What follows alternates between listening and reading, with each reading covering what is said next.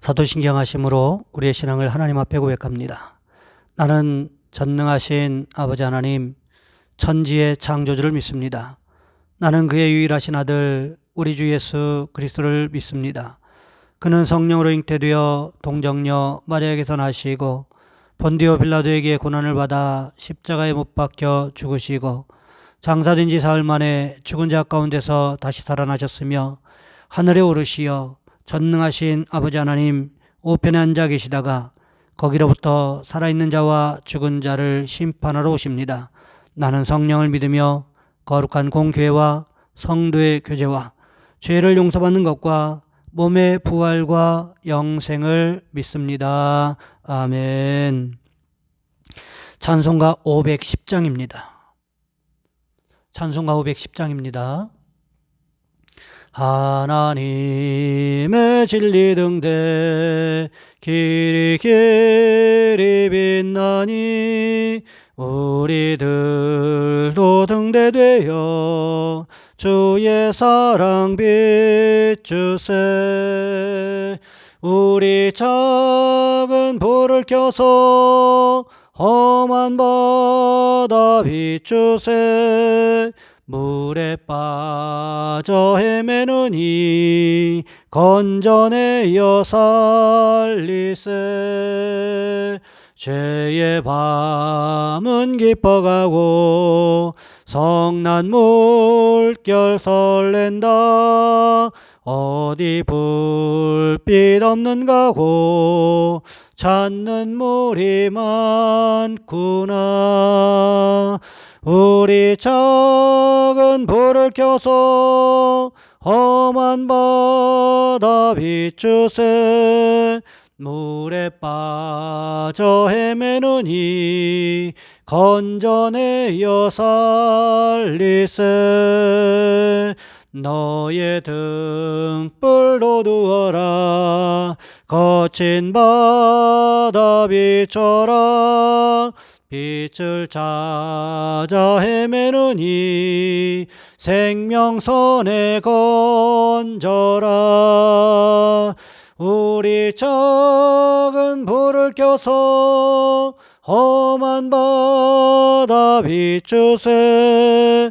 물에 빠져 헤매느니 건져내어 살리세.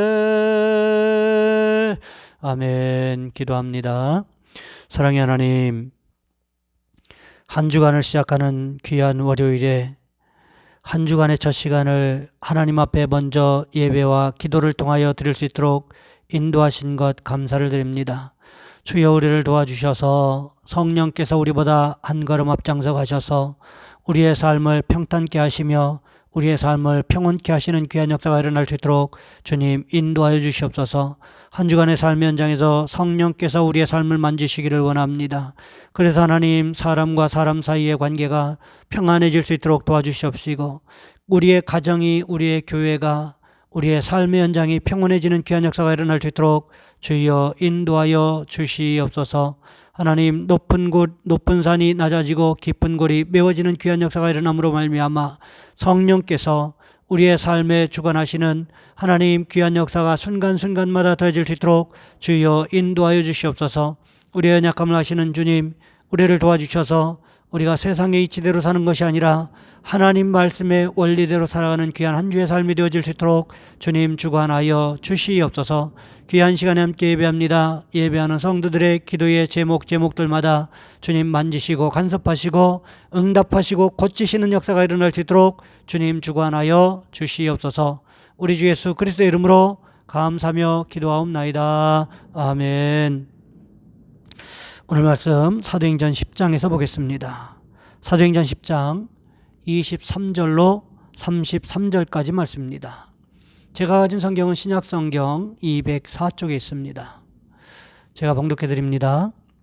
베드로가 불러들여 유숙하게 하니라. 이튿날 일어나 그들과 함께 갈새 요빠에서 온 어떤 형제들도 함께 가니라.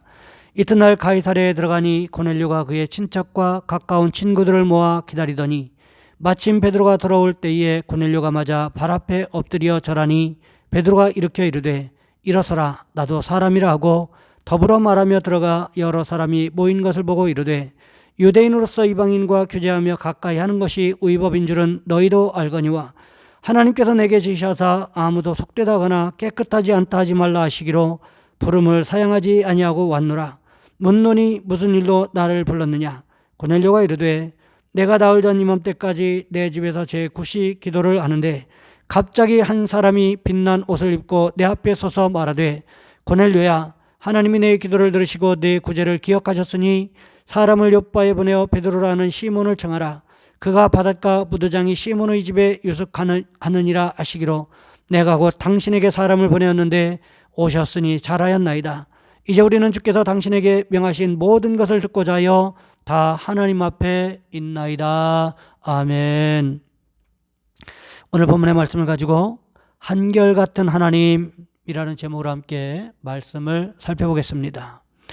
14년 동안 식물 인간으로 누워있다가 주님의 평안함이 임하고 난 후에 회복되어서 활동하게 된 마틴 피스토리우스라는 분이 있습니다.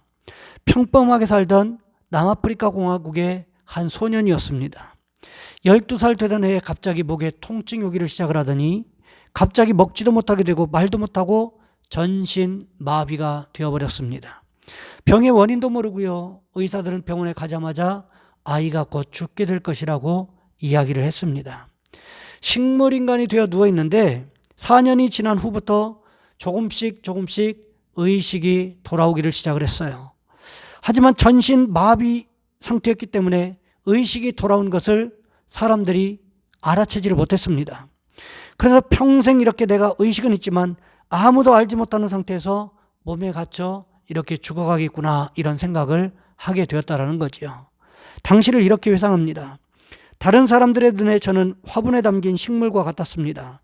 물을 주어야 하며 한쪽 구석에 놓여있는 없는 사람이나 마찬가지인 상태에 모두들 익숙해진 탓에 제가 다시 의식이 깨어나서도 아무도 알아채지 못했습니다. 제가 여생을 혼자서 내면에 갇힌 채 살게 될 거라는 잔인한 현실이 덮쳐왔습니다. 나는 영원히 구조되지 않을 거야. 아무도 나를 사랑하지 않을 거야. 저는 꿈도 희망도 기대도 없었습니다. 거기에다가 어느 날 충격적인 말을 듣습니다. 자기 때문에 어머니가 아버지와 다툰 다음에 옆에서 이렇게 푸념하신 겁니다. 울면서 내가 차라리 죽어버렸으면 좋겠어. 내가 죽어야 해. 그 말을 듣는 순간 더 큰 충격이 다가왔습니다. 엄마마저 나를 포기해버렸구나. 그 절망하던 때에 주님이 찾아오셨다는 거지요. 주님이 찾아오셔서 이 소년의 피스토리우스의 마음에 이제 평안을 주셨습니다. 천사들이 나타나서 무엇라고 말하는 것 같은데 그 순간에 마음의 평안이 임했다는 거예요. 그때를 이렇게 고백합니다. 완전하게 의식을 찾았을 때 하나님이 함께 하신다는 것을 확신하게 되었습니다. 교회에 대해서 모르고 죄, 성경, 회개 등의 의미는 몰랐지만 그냥 하나님을 믿게 되었습니다. 다른 사람들은 제가 이렇게 살아있음을 몰랐지만 하나님만은 아셨습니다. 그래서 저는 기도하기 시작했습니다. 이렇게 육신에 갇힌 상태에서 해방해 주셔서 구출해 주시기를 기도했습니다. 그러던 중에 기적이 일어났어요. 재활치료사가 어느 날 의식이 돌아온 것을 알아차렸습니다. 그래서 재활훈련하고 조금씩 몸이 회복되기 시작해서 컴퓨터 음성으로 대화를 하게 되었고 공부까지 하게 돼서 대학을 졸업하고요. 웹 개발로 사업도 하게 되고 믿음 좋은 자매를 만나서 결혼도 하게 되었습니다. 그는 이렇게 간증합니다. 하나님께서 주신 축복 그리고 가장 작은 기도까지도 응답하신 은혜에 감사를 올려드립니다. 하나님은 항상 거기에 한결같은 나의 친구를 함께 하셨습니다. 나와 동행하신 하나님께서 지금도 여전히 우리가 만났던 그곳에 계심을 항상 확신합니다. 여러분 그렇습니다. 하나님은요 어제나 오늘이나 항상 우리를 지켜보시고 보호하시는 분이시라는 거지요. 때로 우리가 하나님을 잊어버린다고 할지라도 하나님은 우리를 잊지 않으시고요. 항상 그 자리에서 우리를 지켜 보호하시는 분이시라는 사실을 우리는 믿어야 한다는 것입니다. 오늘 본문에도 보시기 바랍니다. 시공간을 초월하여 역사하시는 그 하나님, 그리고 기도하는 사람의 옆에 계신 그 하나님, 그 하나님의 모습을 발견할 수 있게 된다는 거지요. 베드로는 기도 시간에 환상을 보았습니다. 그 환상이 무슨 뜻인지 확실하게 이해하지 못했어요. 이 환상이 도대체 무슨 뜻인가 고개를 갸우뚱하고 있을 때 마침 누가 도착했습니까?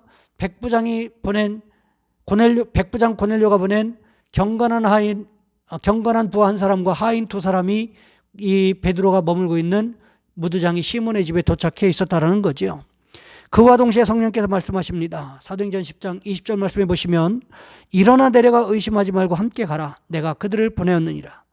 누구든지 낯선 사람을 보면요 움츠려 들게 마련입니다. 그 사람을 피하려고 하는 게 그리고 그 사람을 경계하게 되는 것이 인지상정이라는 거지요.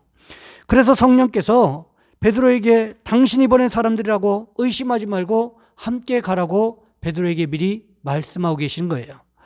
여러분 베드로는요 고넬료를 보낸 사람들을 만났습니다. 어떻게 했습니까?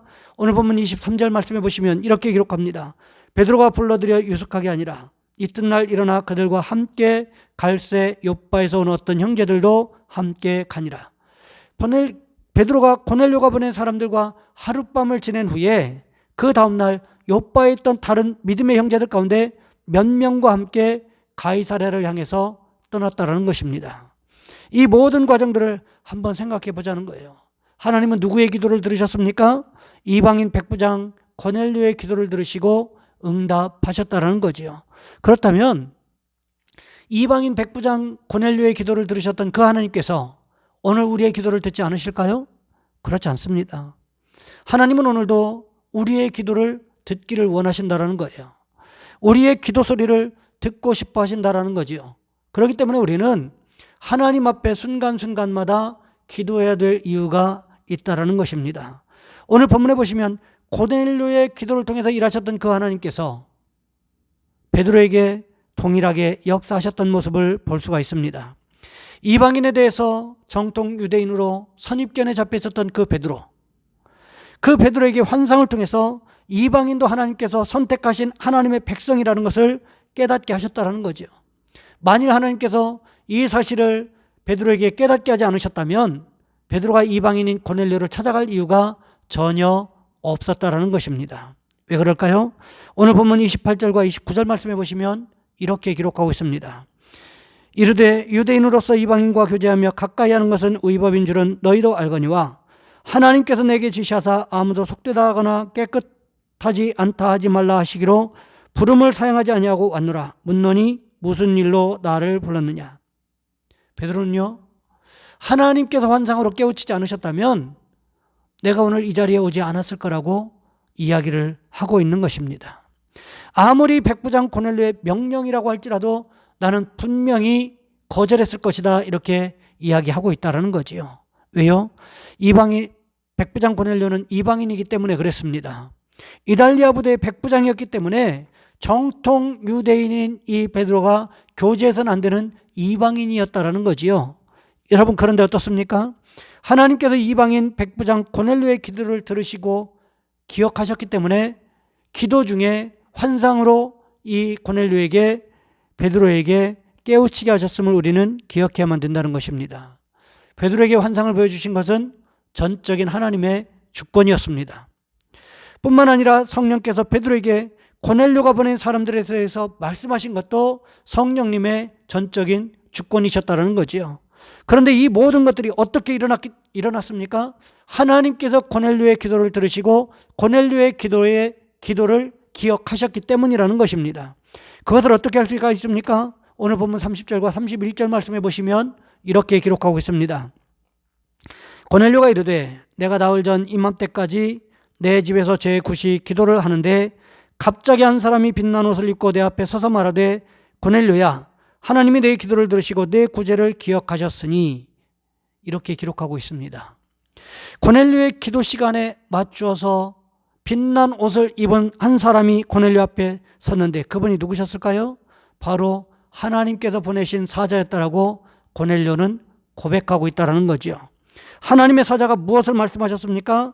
먼저는 하나님께서 이방인 백부장 고넬료의 기도를 들으셨다고 말씀하고 있다는 것입니다. 뿐만 아니라 무엇을 보고 무엇을 기억하셨다라고 말씀하고 계십니까?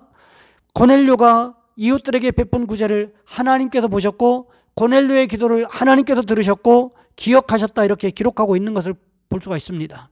그래서 어떻게 했습니까?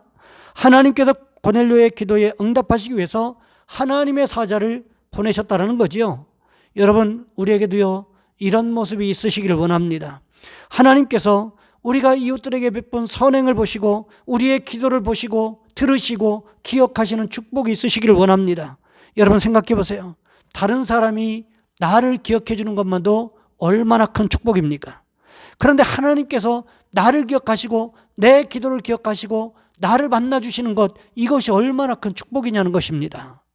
여러분, 하나님께서 우리를 보시고 우리를 기억해 주시는 것, 이것은요, 세상 무엇으로도 표현할 수 없는 가장 큰 축복이라는 사실을 여러분 기억하셔야 된다는 것입니다.